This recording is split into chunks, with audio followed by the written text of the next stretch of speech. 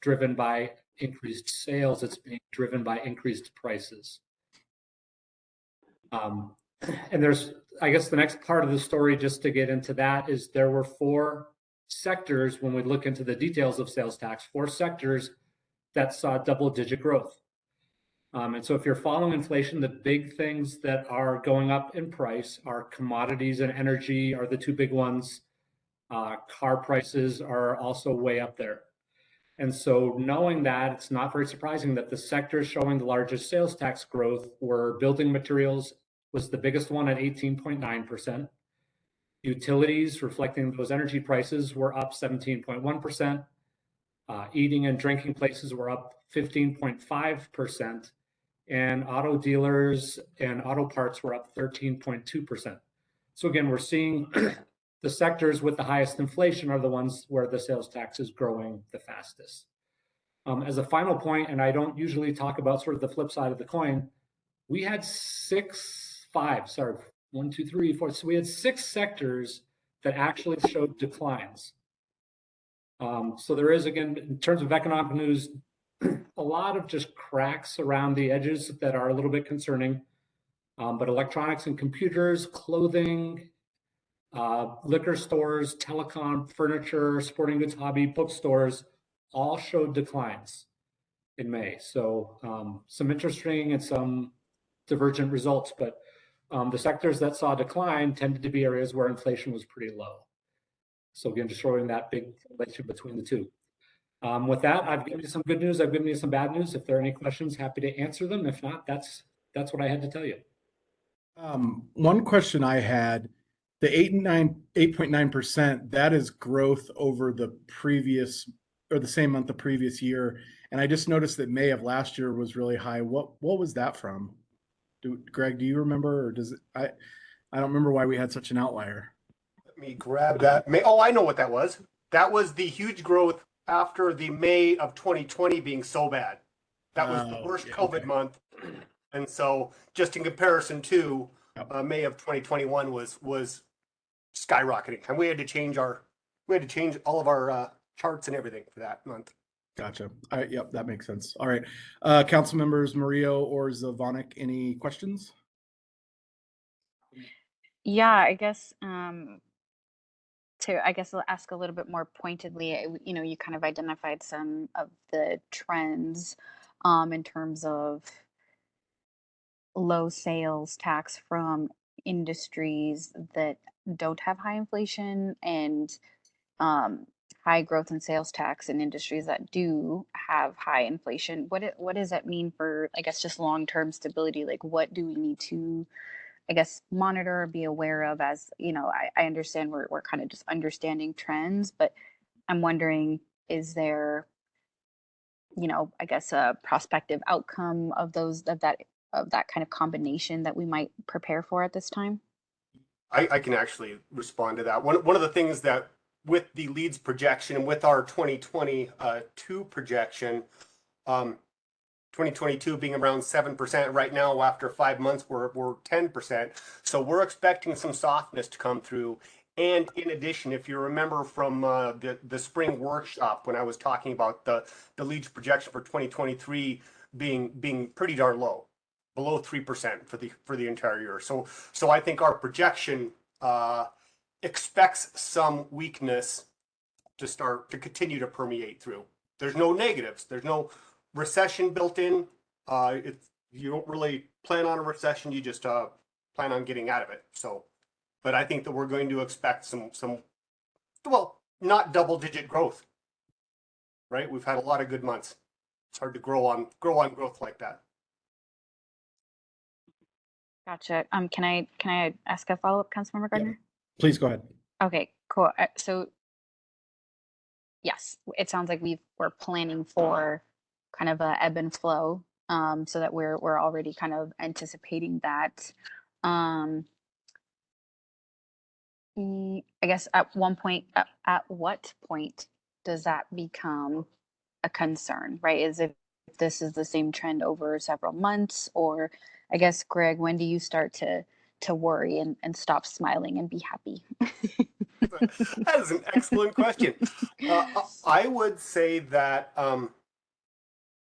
it's hard to grow on double-digit growth, and so I'm expecting, if something goes down to 6, 7, 8%, that's not going to worry me too much. If we have several months in a row where it's dropping way down, or we're starting to see bigger issues, and maybe auto use tax, the auto sales tax isn't holding us up, that sort of thing, that's when I'm going to start worrying a little bit more. We have a saying in the budget office that it's not a trend until it is. So I'd have to see a couple months of ickiness before I got too scared.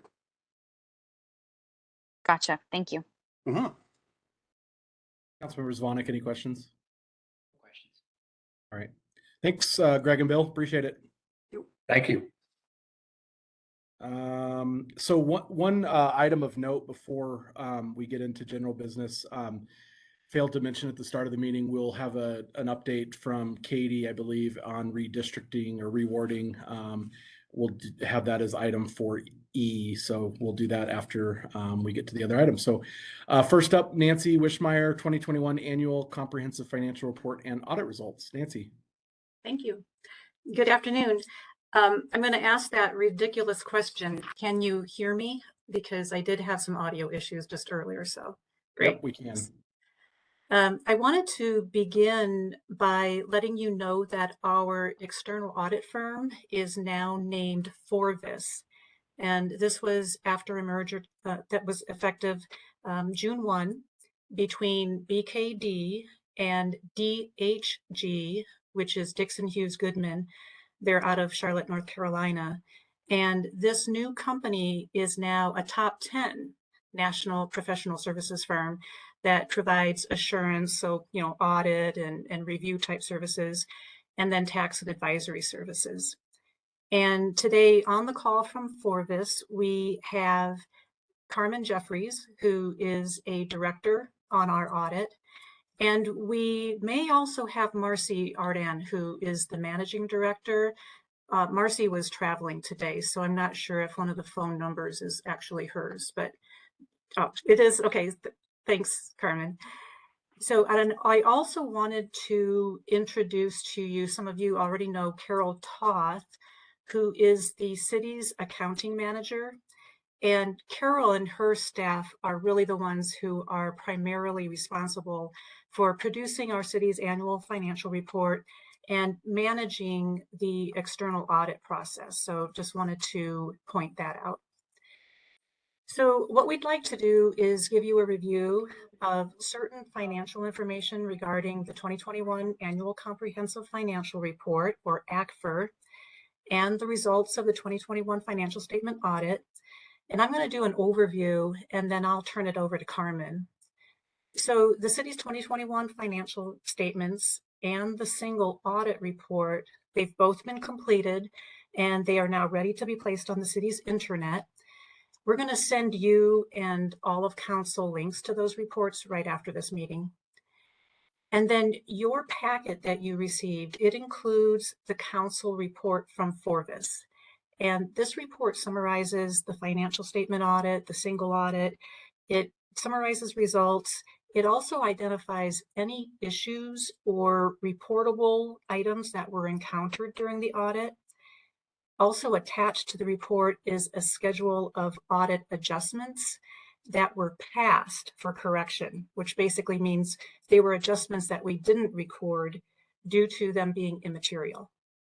And then also attached is the management representation letter.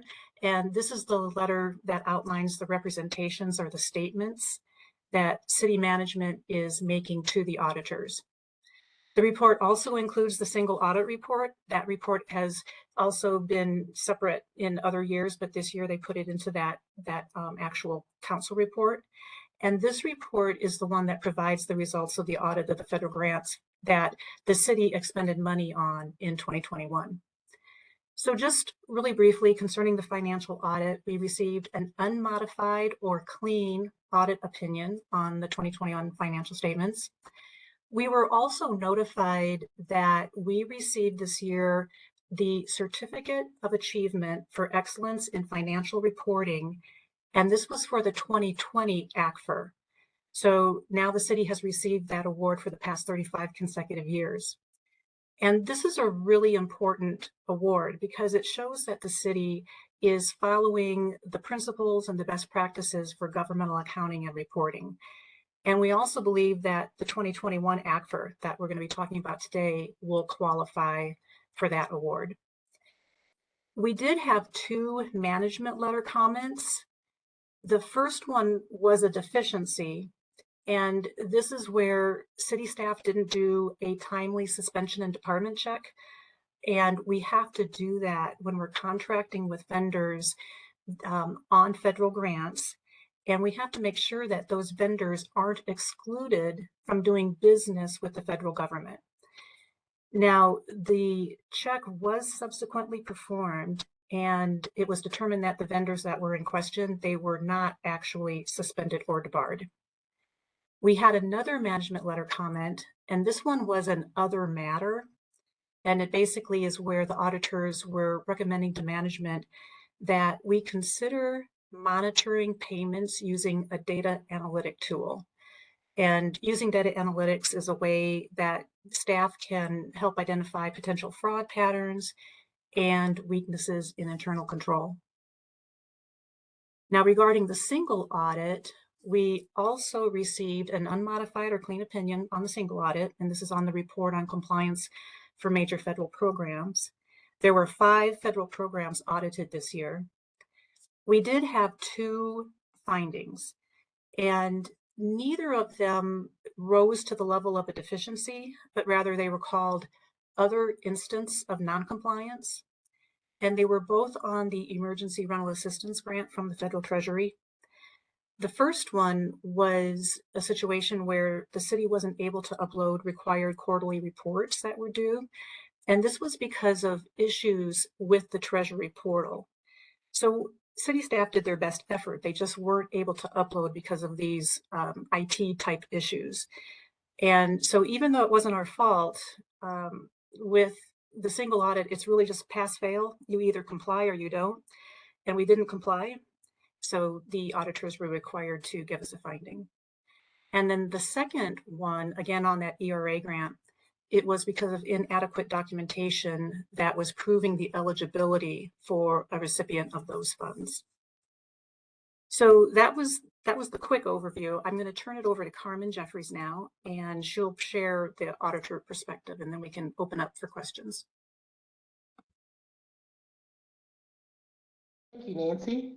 You went through a lot of everything I was going to talk about, so that's good. I won't repeat. But thank you guys for having us here. Marcy is on the line.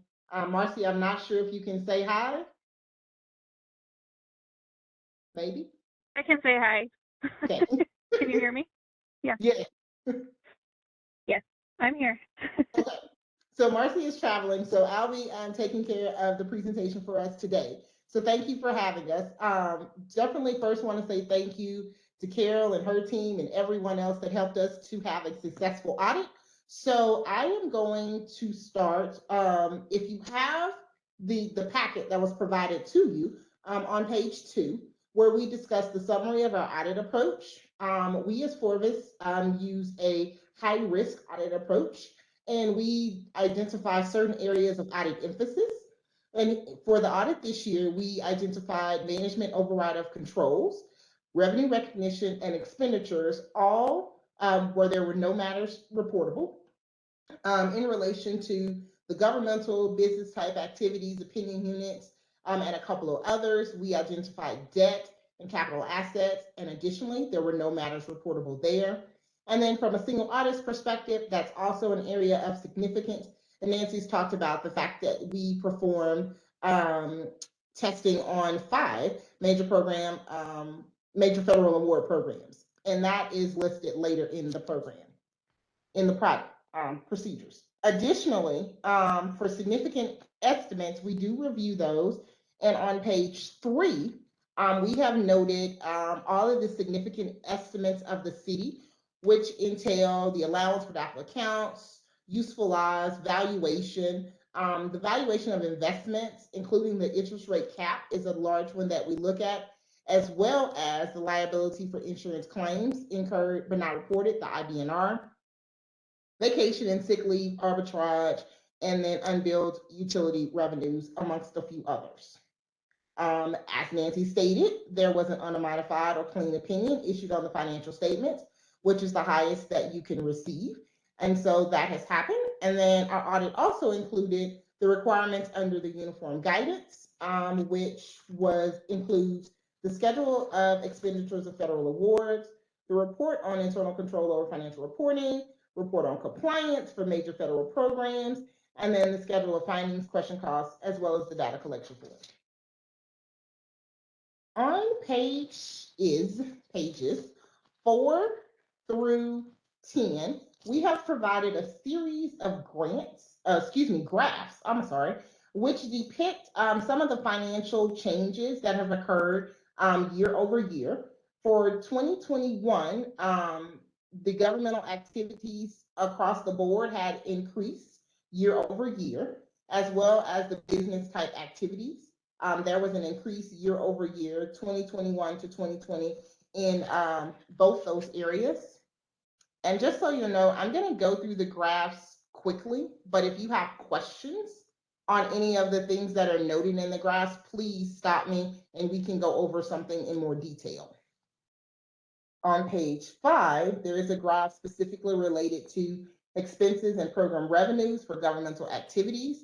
You'll see the program revenues increased while the general revenues, the program revenues decreased while the general revenues increased. And then the expenses there was a very slight decrease that occurred.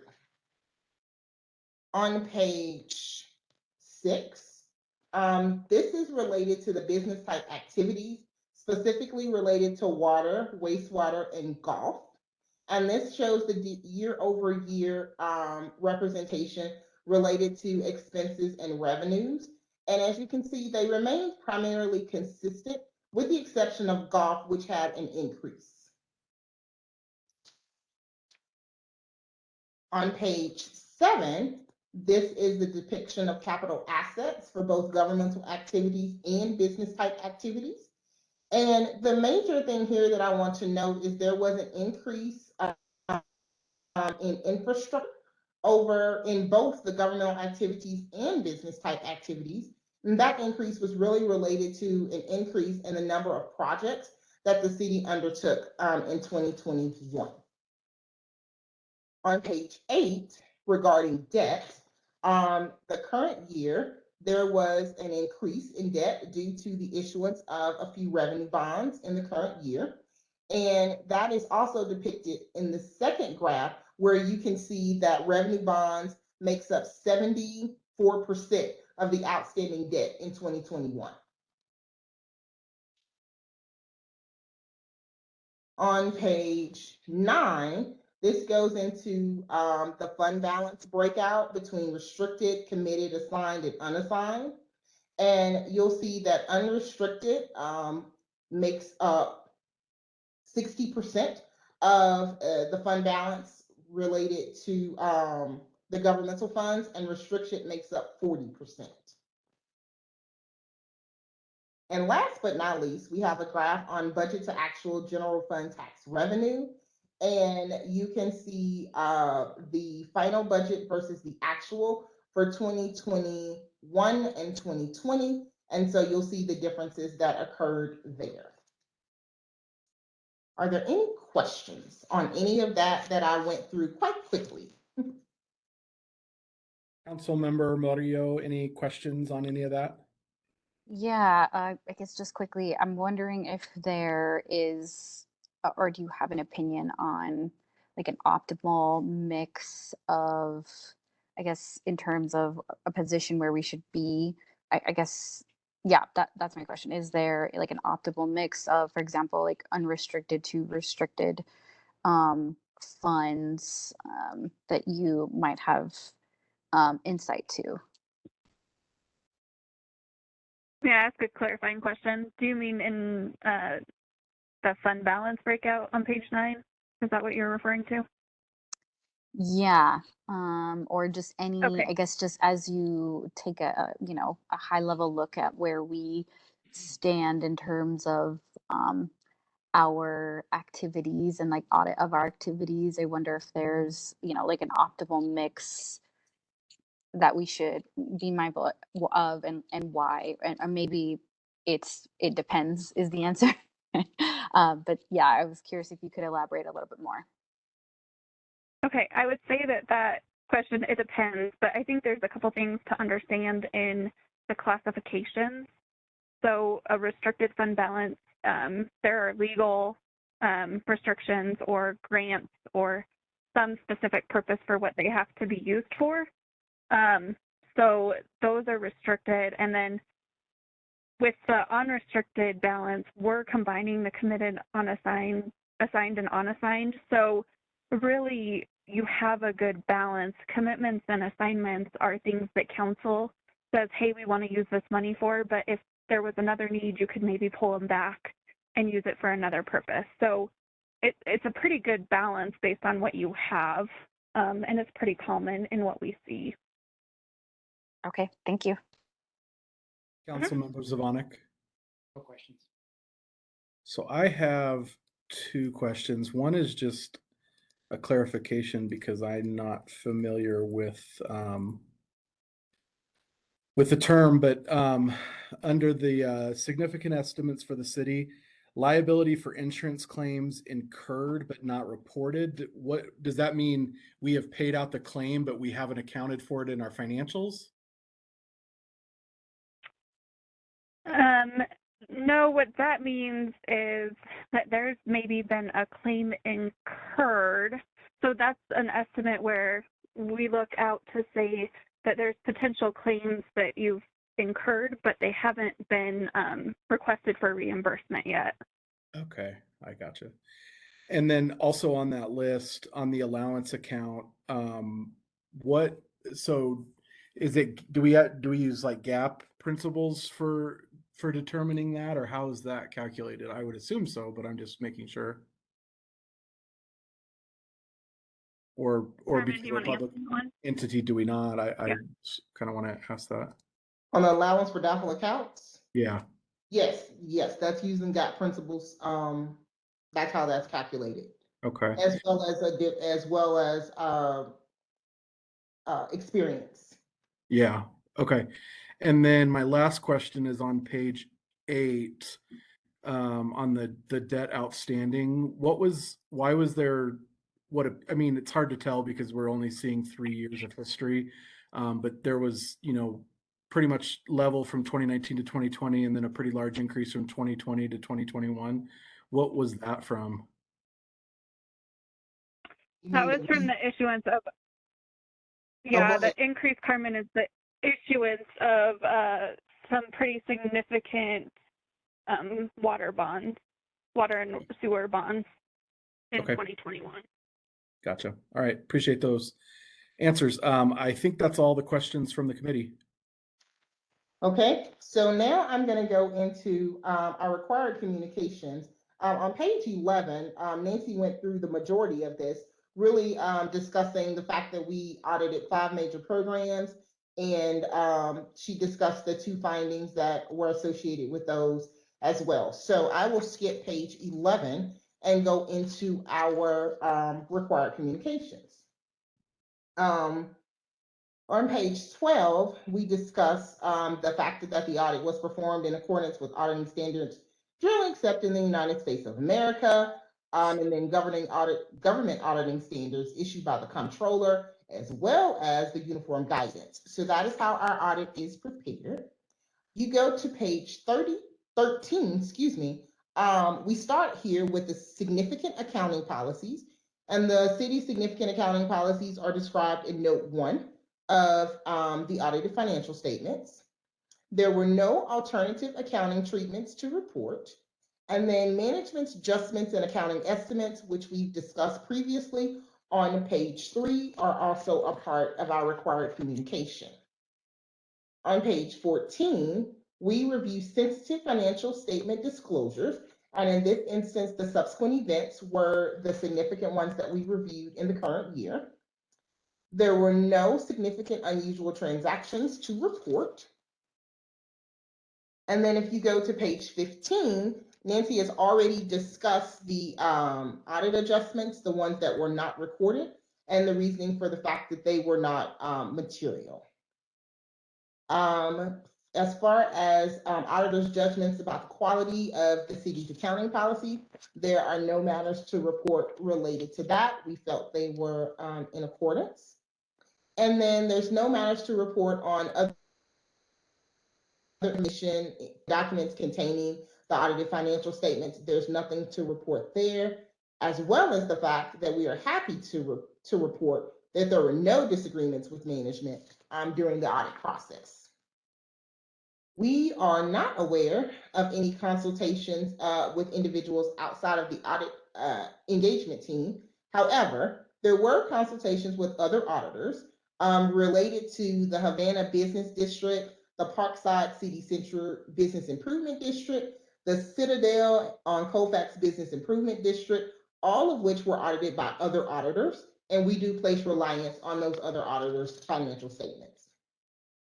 We did not have any difficulties encountered during the audits. We have nothing to report there, and there were no significant related party findings to report either.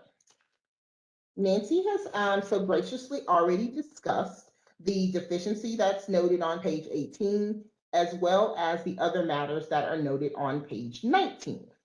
The one thing I will make note of on page 19, I will not go into them in detail. However, there are 4 accounting pronouncements that will occur in fiscal year 2022. The largest of those relating to leases, which the team has already started working on. That is a huge standard which will change the way leases are reported in the financial statements. Now they're mostly in the footnotes, but going forward in 2022, when we come back and report those, you will see right to use assets. You will see other things on the face of the financial statements related to leases. So that'll be a discussion that we will have next year. But just wanted to make you aware that those pronouncements are coming. That concludes our required communication. Are there any questions over any of those? Councilmember Zvonek, any questions? No questions for me. Councilmember Murillo?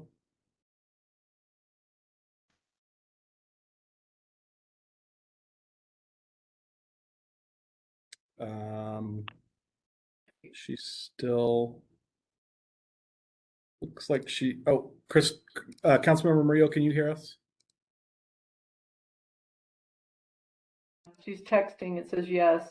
Okay. I don't know if she's having speaker trouble. All right. All right. It sounds like I don't have any additional questions. Well, thank you for your presentation. Thank you very much for having us. I appreciate it.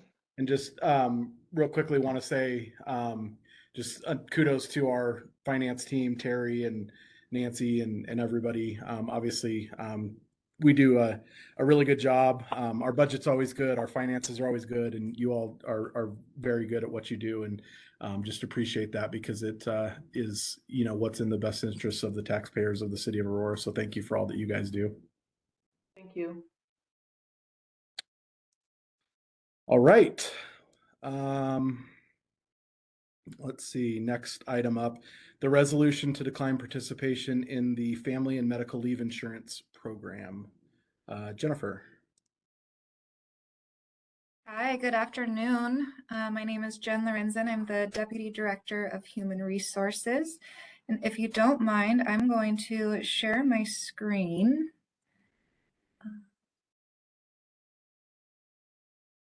Real quick, can you all just confirm that you can hear me? Yes, we can. Perfect. Apologies. Had an audio issue, but looks like it's fixed. And can you all see my presentation? Yes, we can. Okay. So I'm going to be discussing the Colorado paid family leave and the option for local government to opt out.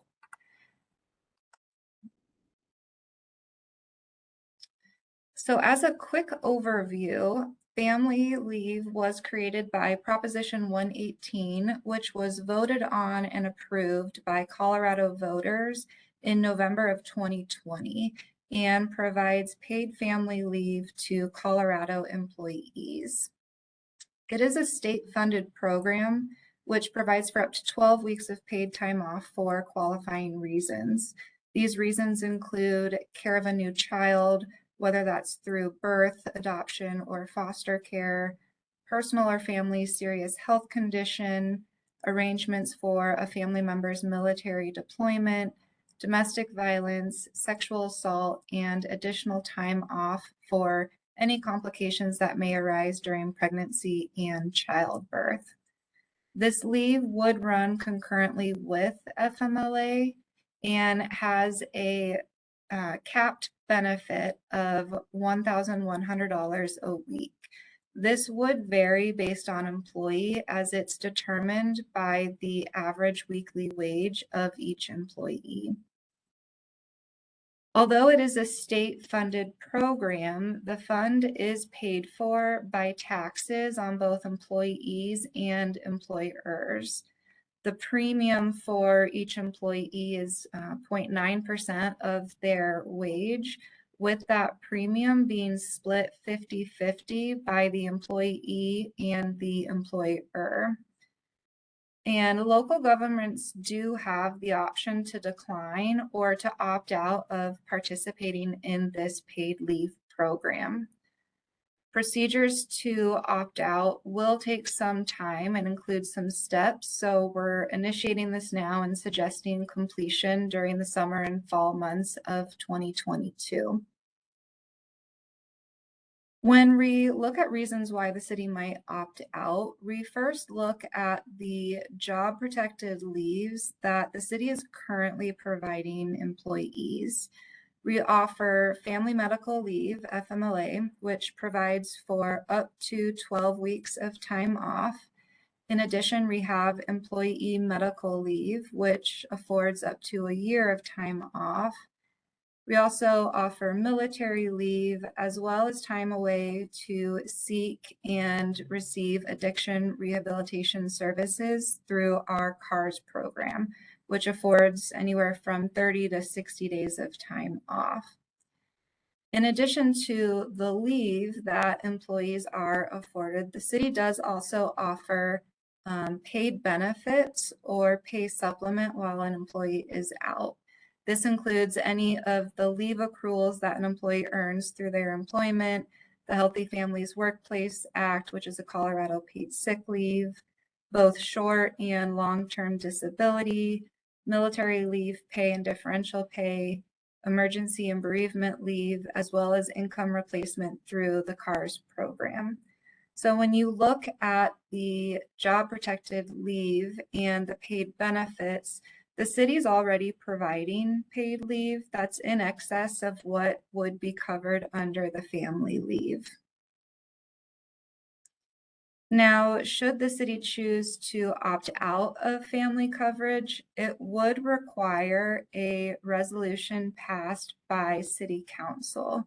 And this vote to opt out of coverage would need to occur prior to January 1st of 2023. And that's because beginning January, the city would need to start taking contributions for those premium amounts. Actions that would need to take place prior to a vote by City Council include providing public notice and an opportunity to take testimony, giving employees notice in writing before the vote, and providing them with an opportunity to submit their comments for review. And then after City Council votes, formal notification would need to be given to the Division of Family and Medical Leave Insurance, as well as providing notification to employees. Part of the notification for employees would include the decision to opt out of participating in family and providing them with a breakdown or a comparison on the difference between the benefits that are offered by family leave versus what's offered through city paid benefits. And then also just ensuring that our posted notices are current and up to date. It's important to note that any decision to opt out of participating in the family leave is not permanent. Participation may be considered annually, but it must be reconsidered a minimum of every 8 years.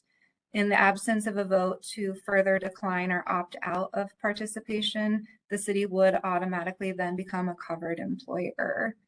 And then at any point, if the city were to opt in to participating in providing family leave, the city must remain in the program for a minimum of 3 fiscal years. If the city were to opt out, we put together a suggested timeline to ensure that we meet the milestones needed prior to January 1st. We're reviewing during today's meeting. If this is to go to a council study session, we would suggest bringing that forward August 1st. Following August 1st, we would then enter the notification period and accept public comment, taking back to a regular city council meeting on August 8th. We do have a couple questions for council, and that is whether or not we want to move this discussion to a study session, and if there is a council member willing to sponsor this item. It's my understanding that Councilmember Gardner has stated intent to support or sponsor, but looking to see if there is a council member that is willing to sponsor this item. Yeah, Jen, I when I had met with staff, gosh, probably 3 months ago or so on this, I had said that I would be willing to sponsor this item coming forward.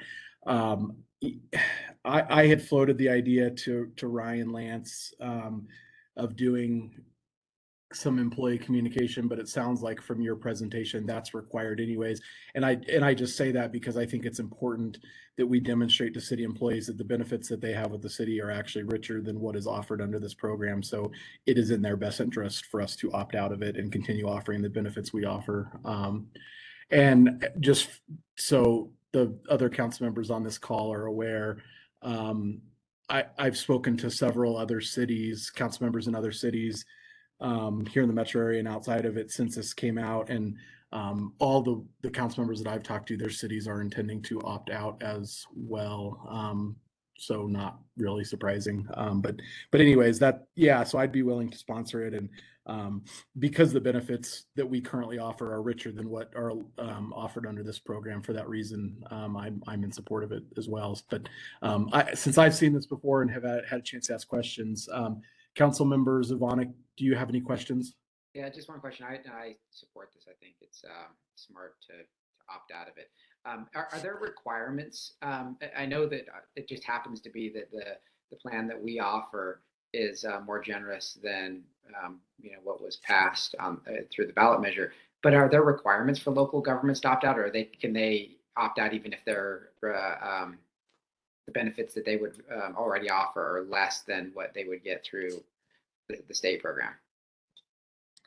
And Kim Skaggs is on the call also. So Kim, please correct me at any point, but it's my understanding there are no requirements for the city to opt out. It truly is our decision on what we think is best. So there's no requirement that purely because we're a government agency that we have to opt out. Okay. Yeah, that makes a lot of sense, to allow governments to opt out and not private businesses who are going to get hit with this, probably the largest tax increase to employees in state history, but letting local governments opt out is at least a start. Council member Murillo, any questions or comments? Hello? Can you hear us? Yes, sorry about that. I supported the bill when it was at the state legislature. I think this is a big win in terms of like worker protections and making a safer and more sustainable work environment. So I think the fact that we offer better benefits, I think makes me really happy to hear and excited that it's not, the bare minimum. So I'm in support for declining participation because our benefits exceed what would be required by that bill. So yeah, I support moving it forward, and glad we had the presentation to discuss. All right, appreciate it. Is that what you needed, Jen? That is it. Thank you. All right, appreciate it. Thank you for the presentation. Next up, we have Cesarina on Title 32 Metro Districts. Good afternoon, Cesarina Dancy, Office of Development Assistance. I also was having some audio today, so please stop me if you're having any issues. We have 3 proposals for the November election cycle.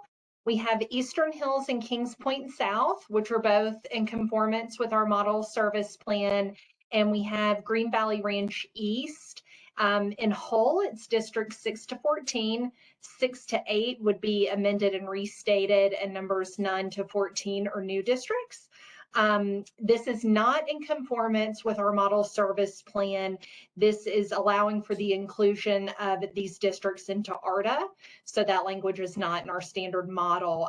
The language that is proposed, however, is consistent with what was previously approved for districts 6 to 8. We have legal counsel on for the districts. I'm also happy to answer any questions that you might have on any of these. Councilmember Murillo, any questions on any of these items? I don't believe so. Thank you. Councilmember Zvonek? All right, and I assume you both are okay with this moving forward? Yes. All right, thank you for the presentation. Appreciate it. Thank you. That was quick. All right, next up, a discussion on third-party review of nonprofit spending. So just to kind of give a little context, and I know Nancy will probably get into this a little bit more, but had some conversations with council member or Mayor Pro Tem Bergen several months ago, requesting an audit of nonprofit spending. So essentially the third-party nonprofit groups that the city gives money to, ensuring financial performance, tax compliance, basically that they're doing what they say they're doing with the money. So I had a meeting with staff because, as this committee is probably aware, we serve as the audit committee for the city. And so I'd had a meeting with staff a few months ago and kind of gave them a brief description of what we were looking for to get out of that, what we were looking to have reviewed and things like that, and had asked them to come back with a couple of different options on how that audit could be completed. And so it looks like from the backup and everything that Nancy has, I think, 4 different options. So I'll kind of turn it over to you, Nancy, if you want to talk a little bit about the process and kind of what our options are. And then I guess this group can decide how we want to proceed. Sure. And these options were provided by Wayne Summer, the manager of internal audit, just so you know, he offered those options up. A couple of them, of course, have to do with internal audit. So wanted to just point out that when we were doing this review, we looked at 2019 through 2021 and also the first couple of months of 2022. And there were quite a lot of dollars that were being expended, either through federal grants or other grants, but also through just city tax money or other types of monies that the city receives in revenue to nonprofits. So we had kind of tried to divide the waters, so to speak, where we were looking at what were the payments that were made that were truly where we were giving the money to the nonprofit so the nonprofit could kind of get that mission accomplished, but it wasn't really just to pay for charges for services or fees or things that were really an arm's length transaction. And then we were also kind of trying to look at, okay, we had a lot of CARES money. We had a lot of COVID-19 related money that came from the feds. And we took that out too, because we didn't want to really look at those because they were so kind of extraordinary and one time. So we took those out, but we still ended up with a pretty good chunk of money. A lot of it had to do with marijuana tax money for homeless type services. And then some of it was kind of like fees and surcharges related to activities that had a nexus to law enforcement. So anyway, it looked like there was, you know, a good reason and good purpose for taking a look at this. It wasn't all just charges for services or money already under an audit program that, you know, was being reviewed through the single audit. And we did have some options that Wayne had suggested, hiring an outside firm, which of course we'd have to, you know, pay for that. But looking at what we've paid for types of reviews like this, and I don't know if I would call it an audit necessarily, probably would be some kind of an agreed upon procedure that would limit what we're asking for, which would also limit what that firm has to do, which would limit their fee, so that we could get the expense down that way. For this, while they're out here doing their annual audit, they could also add on an additional review of some of these payments. And they could have it either part of their audit process or it could be separate. We could hire a contractor, and this would be a person that internal audit could oversee. And we could also add an FTE to internal audit because they would be able to kind of expand their capacity in the future and basically be able to do these types of reviews kind of maybe in a rotation even. So it wouldn't be like a one and done necessarily. They could do this a few times and have some sort of a rotation understood. So those were the options that were put out there.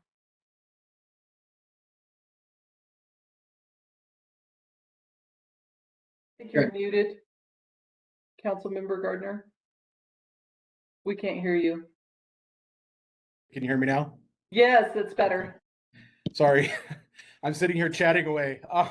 So I think first, before we talk about the options, maybe see if council members Zavanek and or Mario have any questions, kind of what the thought process is or the thinking is here, and then maybe we can get into what option or options or whatever, what that might look like. So council member Mario, any questions first off? Any questions related to Just whether or kind of not on, yeah, what the thought process is, or what the, you know, this would be looking into, or things like that. I mean, I think between myself and Nancy, we kind of talked about it, but just didn't know if you had any kind of further clarifying questions or anything like that.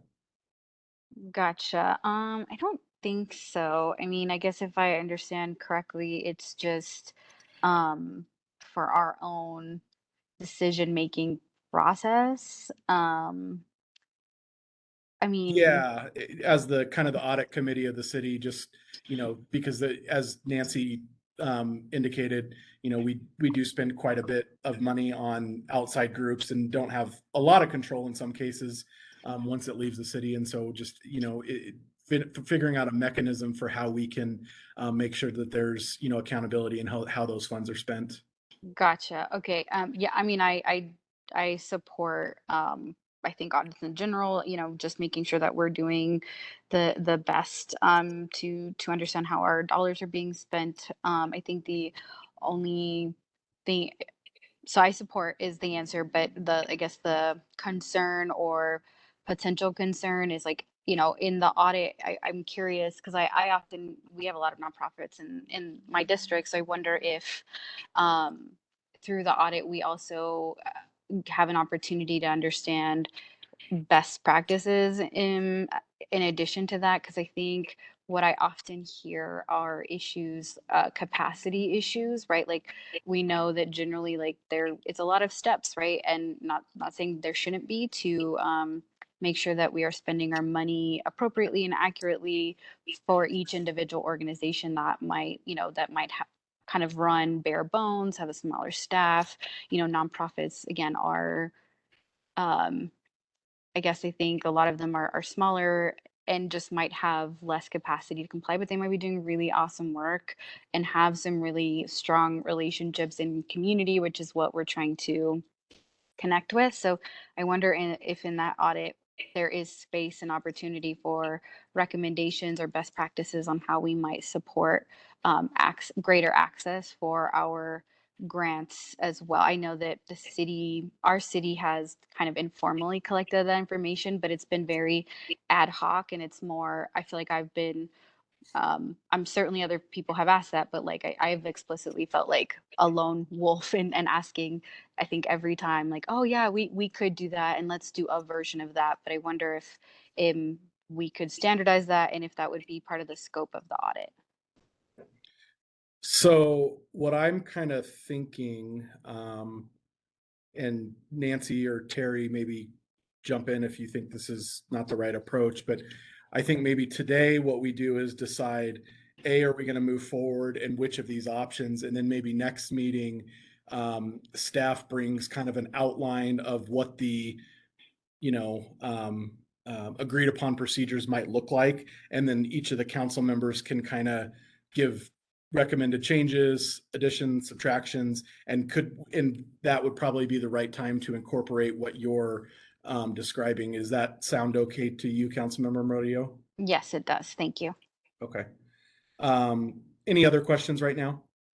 I did a comment, if I could. I think it's along those lines. I think that's what you just laid out is a good process, and I think that in that second conversation that we have, really looking at the scope, because I think to Councilmember Murillo's point, there are some nonprofits that I'm sure we give a fairly small amount and are small themselves, and so understanding, this. I think the intent of this is to really look at. And not that we don't want to, not ignore some of the smaller ones. I think making sure that we're checking in on them is important. But there's, I would assume, some nonprofits that receive some pretty significant sums and probably on a reoccurring basis. And those are the ones that I think are going to be most critical, at least in my opinion, for us to audit and ensure that that as stewards of taxpayer dollars, that they are in turn being good stewards with the dollars that we're entrusting them and executing on the programs that they claim to be executing against. So I think understanding that scope would be a helpful conversation of like how far down, and because I don't know what the number of nonprofits are that we partner with, but understanding which ones we would really be looking at. Yeah, and I mean, similar to I think what both council members are describing. I mean, I'm not looking to be punitive towards a small nonprofit that may not have the record keeping capacity of the Salvation Army or whatever. Really, what I'm looking is making sure that if we're putting money towards something, that we're getting what we think we're getting out of it, and that's really what I'm looking for. So, kind of to dovetail on what Councilmember Murillo said, I certainly, if there's some best practices or things that could be recommended, I think that would be great, because I don't want to punish somebody for being small, because just because you're small doesn't mean you don't do good work. We just need to make sure that if we're telling the residents of Aurora this money is doing this, then that's what it's really doing. So, Councilmember Gardner. Yeah, I was going to say, like, I appreciate that, because I think the intent is like I'm on board with that, and I'm glad to hear that they're, and I think I've seen that just working with you, like that would be the case. And I think I think there's a lot more weight to like a formal audit and recommendations through that, like, formal, legitimized, standardized process, right, with subject matter experts, as opposed to a council member asking for it kind of ad hoc. I do appreciate that might be part of the scope of this, because I feel like it is needed, and I think I like the idea that it would potentially, right, we'll talk about the scope later, but that it could potentially be more streamlined as opposed to just kind of on the fly as we go, and that way we're being consistent between departments and grants and all that good stuff. So as far as the four options, I'll kind of throw out my recommendation first and then see what the other two council members think. But kind of going through in kind of reverse order or whatever. To me, my preference is not the hire an FTE, hire contract auditor, or hire another outside firm. to me, I think the best approach would be to use Forvis, formerly known as BKD. They have a really, really strong reputation. Our staff is comfortable working with them. And we've already done the due diligence on, that group is kind of an audit partner. And so I think there's a level of, knowing that we're going to get what we pay for with them and that they do a thorough job. So that would be my recommendation. I think also, and, maybe I'm wrong, but I would think that having it as kind of an add-on to their annual audit would be cheaper than hiring, another outside firm to do it as kind of like a solo engagement. I would think that would probably be more cost effective. And so that's kind of what my thought is. And, I don't know that we would need to do this every year. It says add on on their annual audit. I don't know, maybe every 3-5 years, something like that. Just with kind of a look back period is what I'm kind of envisioning. But of course, that would be up to whoever's on council at the time. But so that's kind of what my thought / recommendation would be. I don't know, council members Murillo and or Zvonek, if you have any different ideas or thoughts. I'm good with that plan. Yeah, I think that makes sense in terms of just being able to not necessarily have to onboard and a whole new person or company that we've already been working with this group. Yeah, I'd be okay with that too. Okay. So Nancy, it sounds like we'll go with the option to have BKD do as part of their annual audit. Would it make the most sense for this group, working with staff next week or next month, to formalize the scope before we approach them, or what's kind of the best order of operations? I think it would be good, to provide them with at least an outline of what we're asking them to do. It doesn't have to be finalized, but that might be helpful. And then we can provide that to them so that they could give us the best answer, I guess, as far as, okay, this is how much it'll cost. This is the resources that we may need. And they'll have to put it into their schedule. They may need another person, for instance, on their staff to be available to do this. So I think giving them a little bit of an outline, at least, of what we're asking them to do would be good. Okay.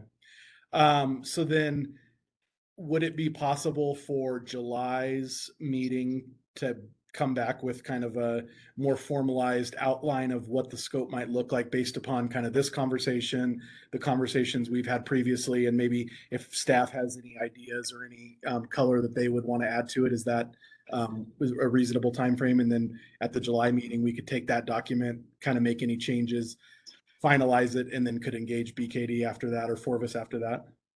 I believe so, yes. Okay. Well, let's plan on that. And I guess, Terry, when we finalize the agenda for July, if that time frame won't work, and then we can just push it back to August. But it'd be great if we could get it for July. That sounds good. All right. Thanks, Nancy. Appreciate your work so far on this. Next up was the item that we added, Katie Rodriguez, to give an update on the rewarding process. Hi, thank you. Let me pull up my presentation.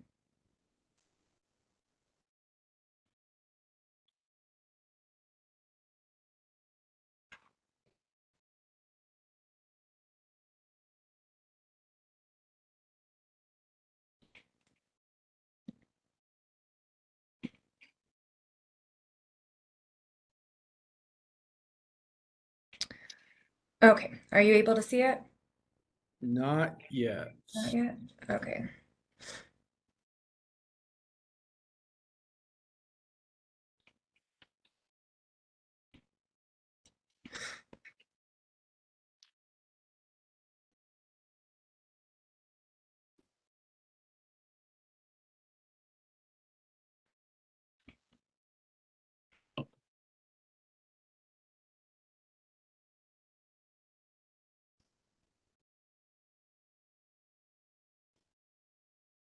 Now we got it. Okay. Okay, so I just want to provide a brief update of where we are with the redistricting process. So we had our initial meetings with Election Commission, Management and Finance, and the Ward Council members. And then right now we are at the public comment process. So we're receiving comments and feedback from the public. And then I'll go into that in a little bit more detail in a second. The next step will be to go to Election Commission. They will review all of the comments, recommendations from the public, the scenarios, and vote on a plan to move forward to Management and Finance.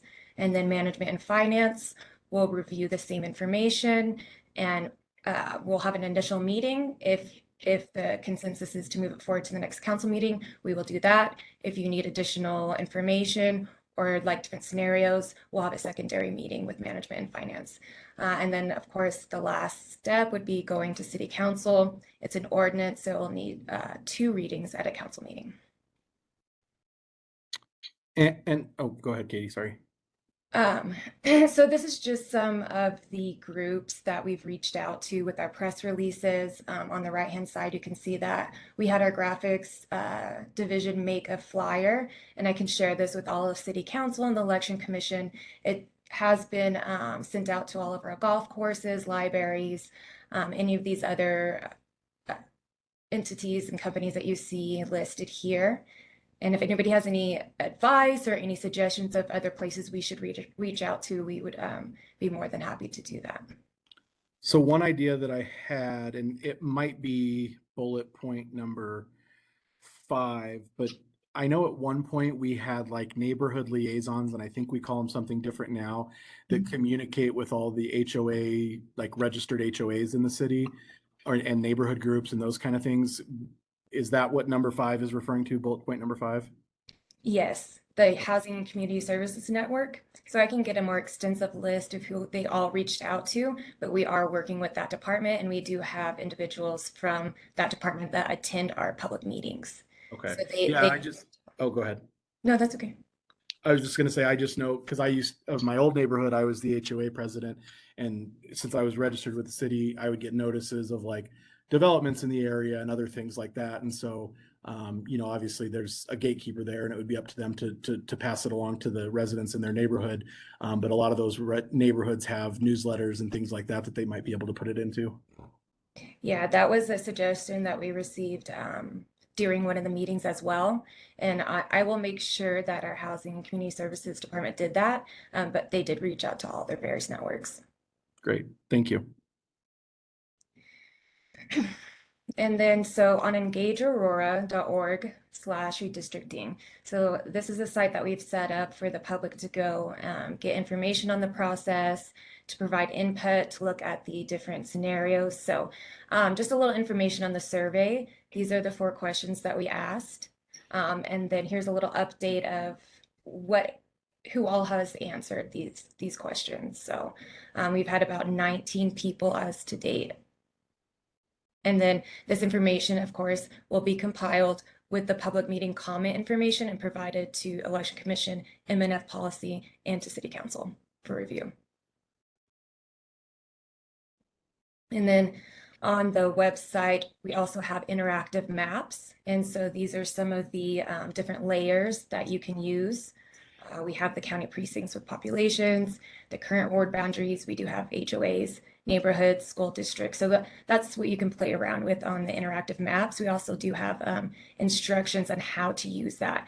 And then our planning department attends the public comment meetings and kind of just gives a brief overview, shares their screen of how to use the interactive maps. And then the public meeting information, we have the WebEx links because they're all hybrid, and the dates and locations on Engage Aurora. And these are the final 4 board meetings that we have.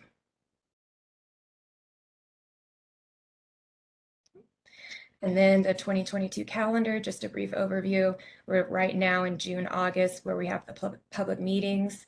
August 17th is when Election Commission will approve a plan. August 23rd is the initial review with MNF Policy Committee. If there needs to be a final review, I scheduled a second meeting for September 27th. And then October 17th, it'll go to study session. October 24th, introduction, November 14th, finalization. The deadline is May 2023, and this will be for the November 7th, 2023 election year. So that is my update as of right now. All right. Councilmember Murillo, any questions on that? Thanks, Councilmember Gardner. I think my only question is more of like, I know we are just asked for like general input and feedback. One thing that's been kind of top of mind lately in terms of like ward representation was around like, I know we do a report on like income and all these other metrics, but I wonder if in our redistricting conversations, do we have any conversation around kind of the demographics of and how that might change a particular district if we reward one way or another? I guess I'm wondering if and to what extent that is part of the conversation. So we do have the housing and neighborhood services a part of this redistricting. So like I said, they're attending every public meeting and they are trying to get that information as well. So if we get any comments on that, it will be relayed to council. That's why we did want to send this out to as many different organizations as we could, so we could receive the different kinds of input as to how this could affect the community. Okay, so if I guess we do that by way of like receipt of input from the public, but that's not part of like our city process to kind of, I guess, do from our end, kind of proactively offer that information. It's just more like in response to constituent concerns. Yeah, it's more in response to public feedback. So we're just obtaining all of the facts. We're making sure we're not splitting up neighborhoods. That's part of the criteria. We're making sure we're not splitting up precincts. That's also part of the criteria. So those go into the different scenarios that we've built. And then all of the feedback from the public is what we would rely on for providing to council to make their decision on which areas they think need to stay intact.